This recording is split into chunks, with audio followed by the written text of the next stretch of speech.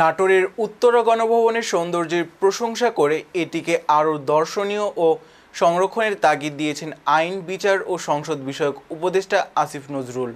শনিবার ৮ নভেম্বর এক সফরে সস্ত্রীক নাটোরের উত্তরা গণভবন পরিদর্শন শেষে তিনি এ মন্তব্য করেন।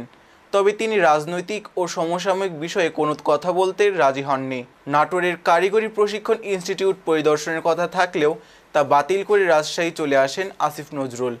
এর আগে রাজশাহী ও নাটোরের দুদিনের সফরের অংশ হিসেবে সারদা পুলিশ একাডেমি পরিদর্শন শেষে উত্তরা গণভবন পরিদর্শনে আসেন আইন উপদেষ্টা। এটিকে ব্যক্তিগত সফর দাবি করে ছবি ও ভিডিও ধারণে নিষেধাজ্ঞা দেন স্থানীয় প্রশাসন।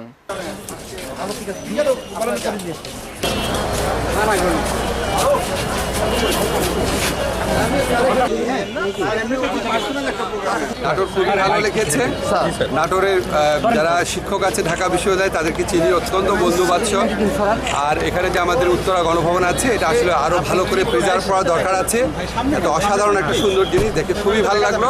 আপনি সবাই ভালো থাকবেন। স্যার নির্বাচন নিয়ে কথা হয়েছে যখন স্যার বলবো না স্যার একটু নির্বাচনে প্লিজ স্যার উপদেষ্টা পরিষদ স্যার উপদেষ্টা বৈঠক হবে স্যার, প্লিজ স্যার একটু বলেন স্যার, প্লিজ স্যার।